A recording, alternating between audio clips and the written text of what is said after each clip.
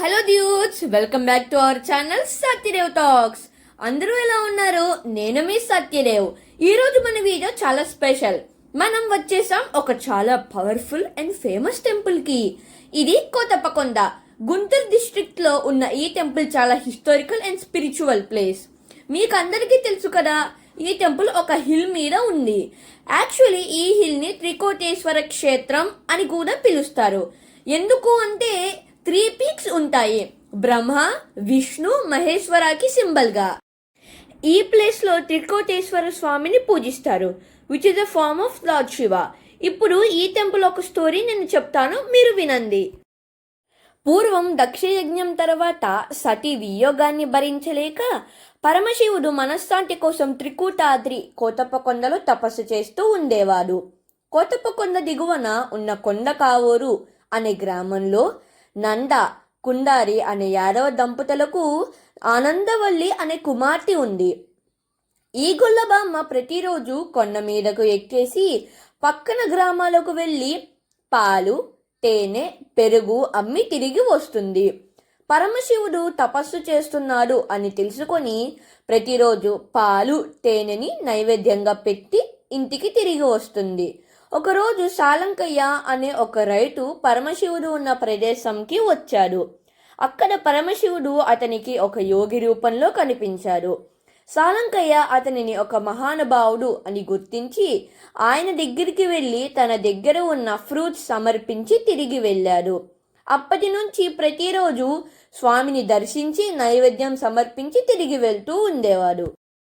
గొల్లబామ్మ ఆనందవల్లి ఒకరోజు స్వామివారికి పాలను తీసుకువస్తూ ఉండగా దారిలో అలసటగా అనిపించి పాలకుండను క్రింద దించి విశ్రాంతి తీర్చుకొనుచుండగా అందులో ఒక కాకి వచ్చి ఆ పాలకుండపై వాలగా పాలన్నీ పక్కకు ఒలికిపోయినాయి.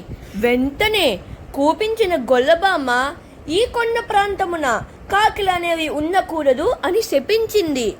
అందుకే అంటారు, ఆనాటి నుండి నేటి వరకు మనకి కోటప్పకొండపై కాకులు అనేవి కనిపించవు. నిజమే డ్యూట్స్, నేను అక్కడికి మ్యాక్సిమం 3 to 4 times వెళ్ళాను. అక్కడ కోతులు కనిపించాయి కానీ కాకులైతే అస్సలు కనిపించలేదు. ఇంకో విషయం, మీరు అక్కడికి వెళ్ళినప్పుడు మీ బ్యాగ్స్లో నుంచి బనానాస్ మరియు స్వీట్స్ అనేవి బయటకి తీయద్దు, ఎందుకంటే అక్కడ కోతులైతే చాలా ఉన్నాయి. ఈ సమ్మర్లో వేడి వల్ల కోతులైతే నీళ్ళకి, ఫుడ్కి బాధపడుతూ ఉన్నాయి.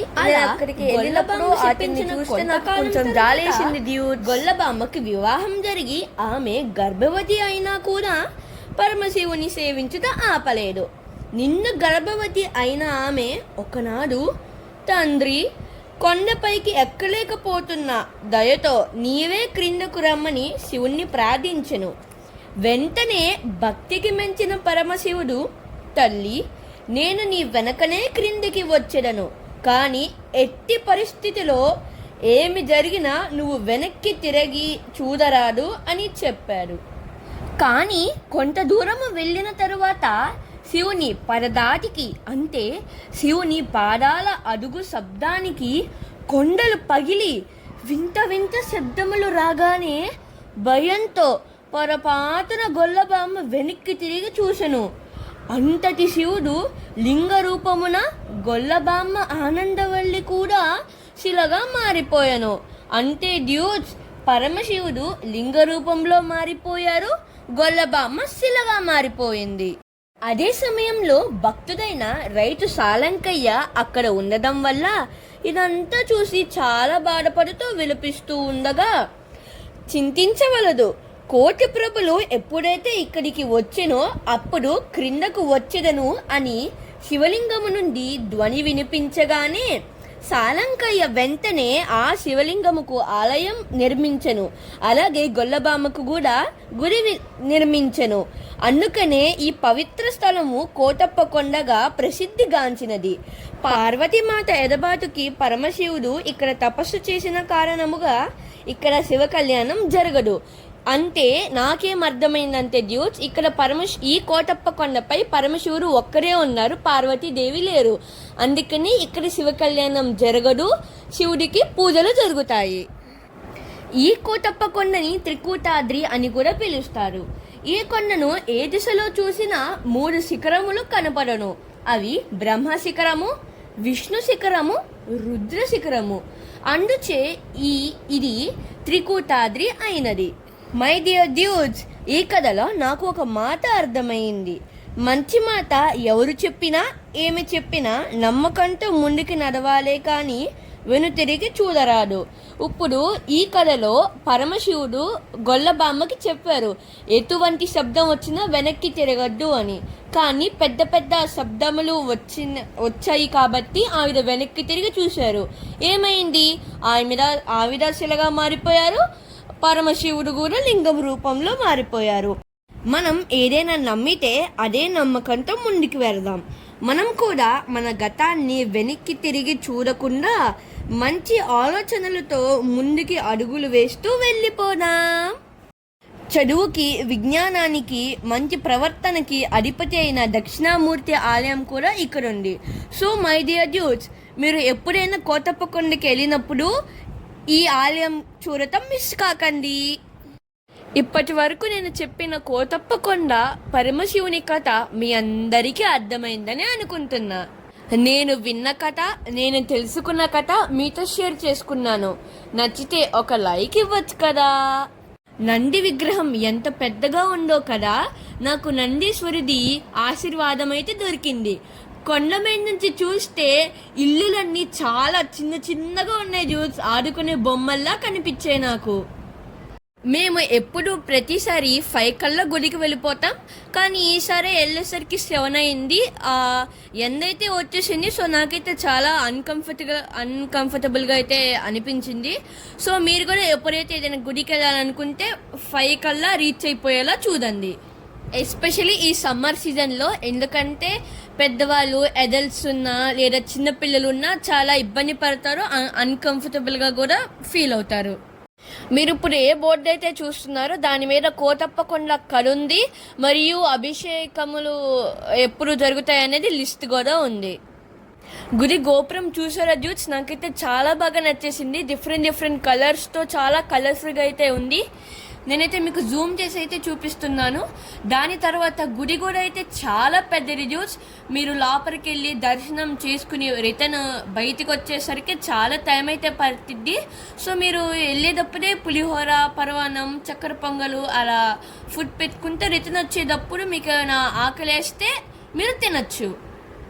జ్యూస్ చూస్తున్నారు కదా, ఇక్కడైతే చాలా మంది మెట్ల పూజ కూడా అయితే చేస్తున్నారు. ఒక్కసారి నాకు ఈ మెట్లు చూడగానే చాలా భయం వేసింది జ్యూస్, ఎందుకంటే అవి మెట్లు నాకు చాలా పైకున్నట్టు కనిపించాయి. సో మీరు వెళ్ళేటప్పుడు కూడా జాగ్రత్తగా చూసుకుని వెళ్ళండి. ఆ మెట్లయితే అలా పైకి ఉండటం వల్ల చాలా పైకి ఉంది, హైట్ ఉంటాం అలా ఉన్నాయి ఏమో అని నాకు కొంచెం భయం వేసింది డ్యూట్స్. ఇదైతే టికెట్ కౌంటర్ అనమాట. అభిషేకానికి వెళ్ళటానికి ఫ్యామిలీకి అయితే 500 ఉంటుంది. ఒకవేళ ఎక్స్ట్రాగా ఎవరైనా అడల్ట్స్ అలా వస్తే 200 అయితే ఛార్జ్ చేస్తారు. మీరు దీని ముందు క్లిప్లో కొంచెం జూమ్ చేసి చూసారంటే మీకు శివలింగం అయితే కనిపిస్తుంది యూత్స్. సో మీ అందరైతే దండం పెట్టుకోండి. ఇక్కడ చుట్టుపక్కల అయితే ఇలా ఉంటుంది డ్యూట్స్. నేనైతే మీకు చూపిస్తున్నాను. ఇక్కడ మళ్ళీ మెట్ల దారి ఉంటుంది. ఆ మెట్ల దారి నుంచి మనం పైకి వెళ్తే అక్కడ నాగేంద్ర స్వామి పుట్టయితే ఉంటుంది. అక్కడ మీరు పాలు పోసి అరటి పండ్లు అయితే పెట్టచ్చు. అభిషేకం అయితే మీ సొంతగానే మీరే చేసుకోవచ్చు. గుడి చుట్టూతా ఉన్న ప్లేస్ మొత్తం అయితే చాలా బాగుంది డ్యూట్స్. ఎక్సలెంట్గా అయితే ఉంది. మేము చేసిన ఒక్క చిన్న మిస్టేక్ ఏంటంటే మేమైతే కొంచెం లేట్గా అయితే వెళ్ళాము. త్వరగా వెళ్ళుంటే ఇంకా బాగా ఎంజాయ్ చేసేవాళ్ళం. కొంచెం పైకి వెళితే శివుడిది చాలా పెద్ద విగ్రహం డ్యూట్స్. నేనైతే ఆ పైకి తలెత్తి చూశాను. అక్కడ చూడలేక నేనైతే ఆయన ఒడిలో కూర్చుని ఫోటో అయితే దిగాను డ్యూట్స్. నాకైతే నిజంగానే ఆ ఫీలింగ్ చాలా బాగా నచ్చింది డ్యూట్స్. మీరైతే ఇక్కడ చూస్తున్నారు కదా, ఆయన చేయి పట్టుకుని అలా ఫోటో దిగితే నాకైతే చాలా బాగా నచ్చింది డ్యూట్స్ ఆ ఫీలింగ్ అయితే. ఇప్పుడు మనం నెక్స్ట్ అయితే నాగేంద్ర స్వామి పుట్ట దగ్గరికి అయితే వచ్చేసాము. మేమైతే పాలు తీసుకెళ్ళాం కాబట్టి పాలు, అభిషేకం పోసి బనానాసు, పూలు అవన్నీ అలా పెట్టి 3 ప్రదక్షిణాలు అయితే చేసాము. గుడికి వెళ్ళేటప్పుడు శివుని కోసం ఆవు పాలు, మీకోసం పులిహోర, స్వీట్స్ అవన్నీ తీసుకెళ్తాం అయితే మర్చిపోవద్దు. మరియు హెల్దీగా అయితే వెళ్ళండి. సో ప్రెజెంట్ మీ సత్యదేవ్ సైనింగ్ ఆఫ్. ఇలాంటి మరిన్ని కబుర్ల కోసం stay tune, keep loving, keep smiling. Tata, by by dude.